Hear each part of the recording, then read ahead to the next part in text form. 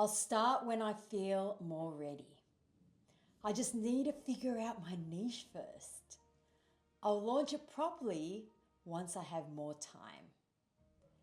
Ladies, if you have ever caught yourself saying any of those things, watch this video because we're about to uncover exactly what's really going on underneath all that noise.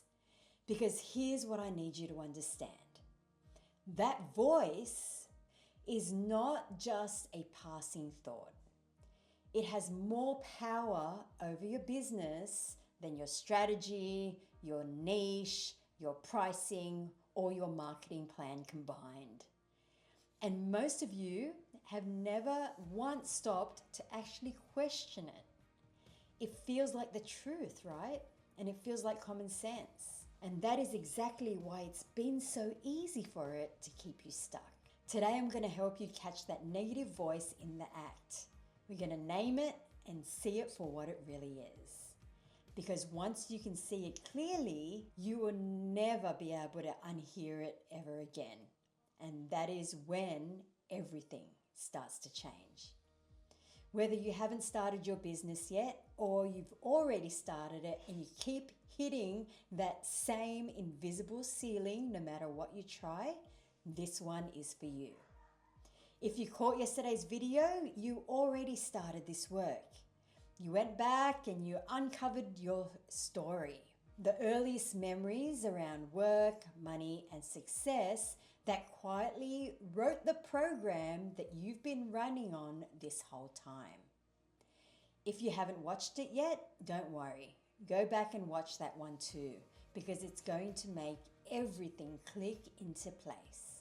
Today, we're going one layer deeper because understanding your story is powerful, but it's not the finish line. Your story is the past, and today we're going to translate that story into what's happening in the present, into the exact thoughts that's running through your mind right now that's causing you to self-sabotage. So step 2 is to identify your limiting beliefs. Here's the thing, ladies, your subconscious isn't just there for all the world to see. It hides behind those thoughts that feel completely reasonable to you, and it runs over and over again so quietly in the background of your life. And you don't even recognize them as beliefs anymore. They just sound like the truth to you. They sound like you. And that is exactly what makes them so dangerous. Thoughts like, I'm not ready yet. Now, we've all said this, and there's always one more course, and there's always one more certification or one more sign we're waiting for. But not ready yet is not going to get you anywhere, is it? It was never really about being ready. It's a deep subconscious belief saying that I'm terrified that if I put myself out there and fail, it will confirm what I've always secretly feared about myself. Or I just need to figure it out first. Come on, how many of us have said that for months or maybe even years?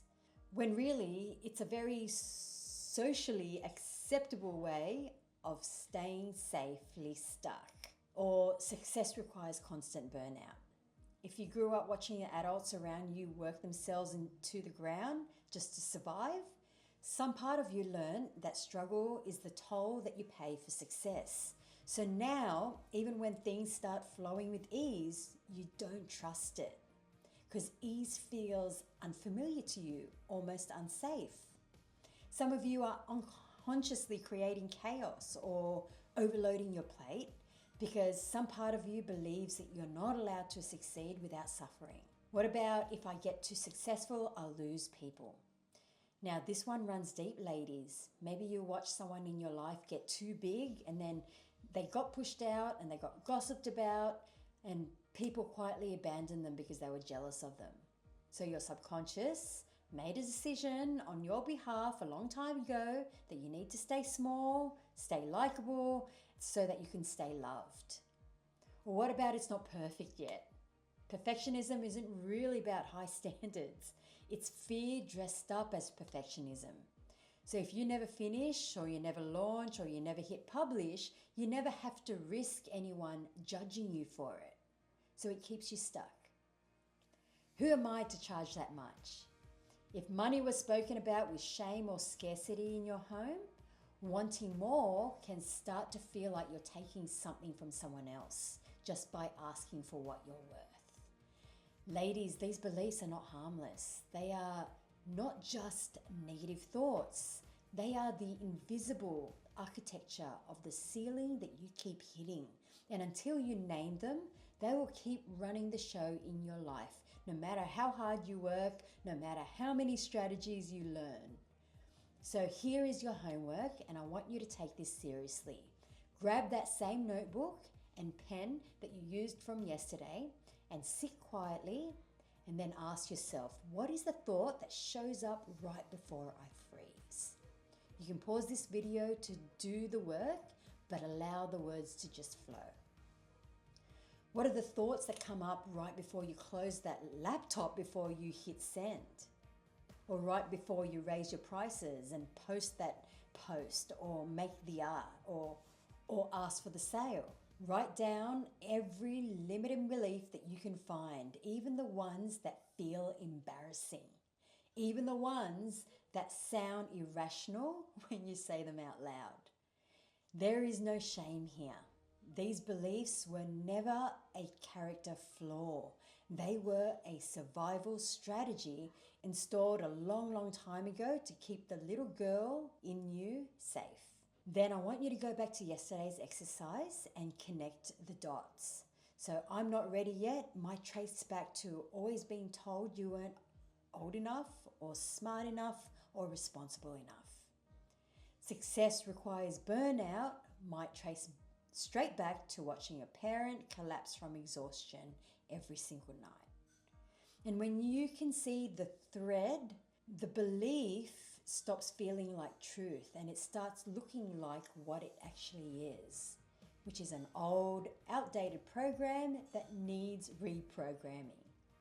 And here's the part I need you to really hear, ladies. Some of you are going to write these beliefs down, and then you're going to feel the light bulb go off and think, great, now that I know, I'll just think differently from now on. Now, I wish it were that simple, but you can't logic your way out of a belief that was never installed with logic in the first place. It was installed through repetition and emotion, usually before the age of 7 and long before your rational adult mind ever had a seat at the table, which is exactly why willpower alone burns you out and never actually moves the needle.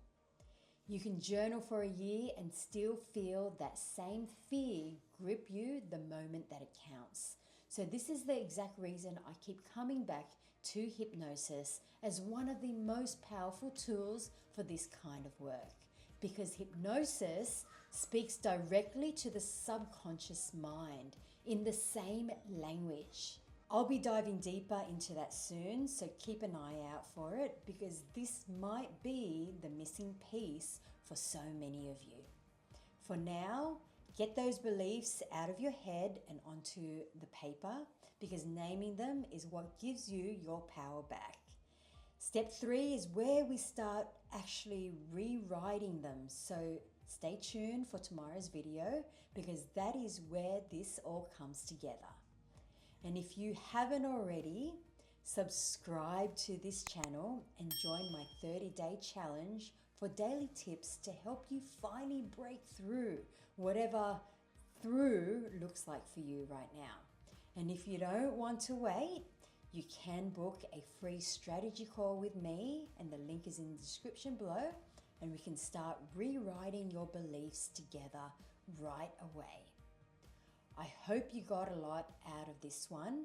Until we meet again, ladies, live wild, live free, wild woman run free. See you in my next video.